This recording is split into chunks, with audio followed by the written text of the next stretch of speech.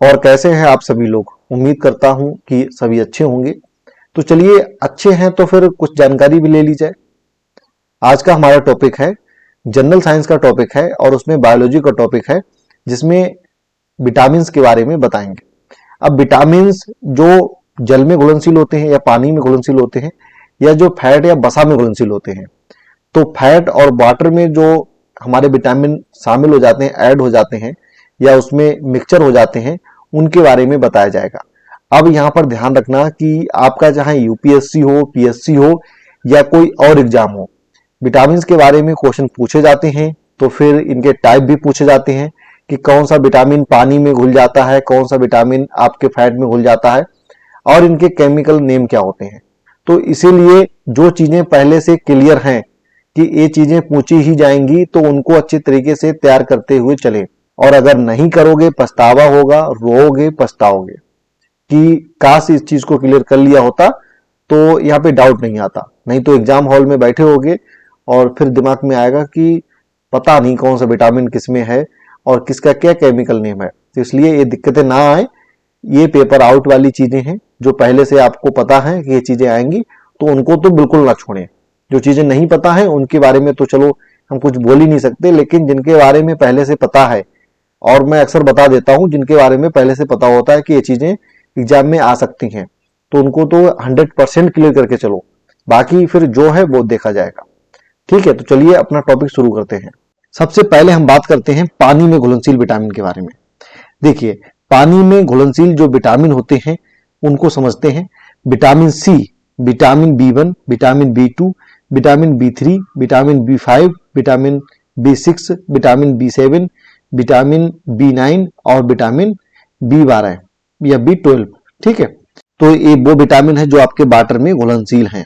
ठीक है, जिनको वाटर में मिलाया जा सकता है, और इनके बारे में कुछ नोट हम आगे समझेंगे। अब यहाँ पर एक चीज और साथ में क्लियर करके चलिए।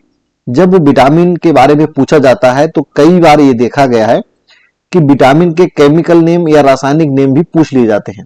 अब सबसे पहले देखिए कि विटामिन सी का जो केमिकल नेम होता है वो क्या होता है। वह होता है एस्कॉर्बिक एसिड, और बी1 का होता है थायमिन, और विटामिन बी2 का होता है राइबोफ्लेविन। ठीक है, और विटामिन बी3 का होता है नियासिन, और विटामिन बी5 का होता है पेंटोथेनिक एसिड, और विटामिन सी का होता है पायरिडोक्सिन, और विटामिन बी7 का होता है बायोटिन, और बी9 का होता है फोलिक एसिड, और विटामिन बी12 का होता है कोबालामिन। ठीक है, ये चीज क्लियर हो जानी चाहिए। मैंने बताया ना कि इसको नोट कर लेना, याद कर लेना। ये चीज पहले से ही क्लियर है कि इसके बारे में क्वेश्चन पूछे ही जाते हैं। क्लियर नहीं होगी फिर चाहे आपका कोई भी एग्जाम हो, उसमें आप मात खाएंगे। ये चीज क्लियर है पहले से ही। तो इसलिए विटामिन के केमिकल नेम और पानी में कौन कौन से घुलनशील विटामिन है, ये चीज क्लियर हो जानी चाहिए। ठीक है, अब इसके बाद कुछ नोट्स हैं जिनको समझना जरूरी है। नंबर 1 है कि जैसा कि नाम से पता चलता है कि पानी में घुलनशील विटामिन पानी में घुल जाते हैं। बॉडी में ब्लड का जो सर्कुलेशन होता है उसके थ्रू ये पूरे बॉडी में पहुंच जाते हैं। तो उसके बाद दूसरा पॉइंट है जहां पर कहा गया कि सामान्य तौर पर पानी में घुलनशील जो विटामिन होते हैं वो शरीर में जमा नहीं होते हैं, शरीर में इकट्ठे नहीं होते हैं। ये भी चीज नोट करने वाली है। लेकिन बी12 को छोड़कर जो कि लीवर में जमा हो सकता है, बाकी जो पानी में घुलनशील विटामिन होते हैं वो बॉडी में जमा नहीं होते हैं। उनको आप डेली बेस पर उनका यूज करते हैं और वो हमारे बॉडी में फ्लो करते हैं। ठीक है, ये चीज क्लियर हो गई। इसके बाद अगला नोट है कि रक्त प्रवाह के माध्यम से आपके पूरे शरीर में पहुंच जाते हैं और मूत्र के माध्यम से बाहर निकल जाते हैं, क्योंकि इन्हें वसा में घुलनशील विटामिन की तरह संग्रहित नहीं किया जा सकता। इसलिए विटामिन बी और विटामिन सी का आपको प्रतिदिन सेवन करना चाहिए। अब बात आती है हमारे फैट में घुलनशील विटामिन, हमारी वसा में घुलनशील विटामिन कौन कौन से होते हैं। ये भी बड़ा सिंपल है याद करने के लिए। इसमें केवल 4 विटामिन हैं जो हमारे वसा में या फैट में घुलनशील होते हैं। Vitamin A, vitamin D, vitamin E और विटामिन के।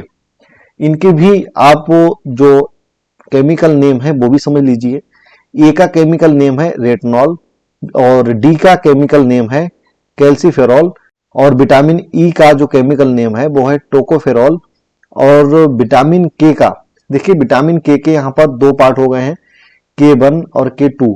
अब देखिए यहाँ पर आपसे अगर कोई डायरेक्ट पूछ ले कि विटामिन के का केमिकल नेम बताइए, तो आप बोल सकते हैं फाइटोडायोन इसका केमिकल नेम होता है। लेकिन आपसे अगर पार्ट वाइज पूछे कि K1 और K2 का आप नाम बताइए, तो K1 का नाम होता है फिलिकोबोनान, ठीक है, और K2 का नाम है मेनाक्विनोन, ठीक है।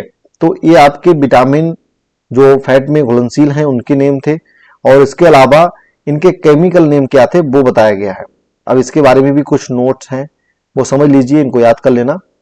बताया गया है कि जो फैट में घुलनशील विटामिन हैं वे वसा के साथ अवशोषित और संग्रहित होते हैं। 4 वसा में घुलनशील विटामिन है, जैसा कि पहले बता दिया, विटामिन ए, डी और के। अब दूसरा नोट है, हमारा शरीर लीवर में, मांसपेशियां में और शरीर में वसा में जो घुलनशील विटामिन है उनको एक बचत खाते की तरह, सेविंग अकाउंट की तरह संग्रहित करता है, मतलब इकट्ठा करता है, और इसीलिए वे पानी में घुलनशील विटामिनों की तरह आसानी से उत्सर्जित नहीं होते हैं। तो इसलिए कहा गया कि अधिक मात्रा में ना लें। लेकिन एक बात और भी है कि केवल आप खाना खा रहे हैं तो उससे बहुत अधिक मात्रा में आपके फैट में घुलनशील विटामिन मिल जाएंगे, ये चीज बड़ी मुश्किल वाली बात है। तो इसलिए खाने के साथ ले रहे हैं तो ले लें, बहुत ज्यादा मात्रा में ना लें। बाकी आप ज्यादा मात्रा में, थोड़ी बहुत ज्यादा मात्रा में ले लेंगे तो ये हमारा बॉडी उनको इकट्ठा कर लेगा, और जब आगे जरूरत पड़ेगी तब उनका हमारा बॉडी यूज करेगा। तो ये चीजें थी हमारे विटामिन के बारे में, जहां पर मेन चीज थी पानी में घुलनशील विटामिन और हमारी वसा में घुलनशील विटामिन। तो इसको अच्छे तरीके से याद कर लेना, ये चीज हमेशा क्लियर रहे कि पानी में कौन सा विटामिन घुल सकता है और कौन सा फैट में या वसा में, जैसे तेल वगैरह होते हैं ना, कि उनमें ये विटामिन घुल सकते हैं। ये चीज क्लियर हो जानी चाहिए। क्वेश्चन आएगा, आप सॉल्व करेंगे, आपको मार्क्स दिए जाएंगे।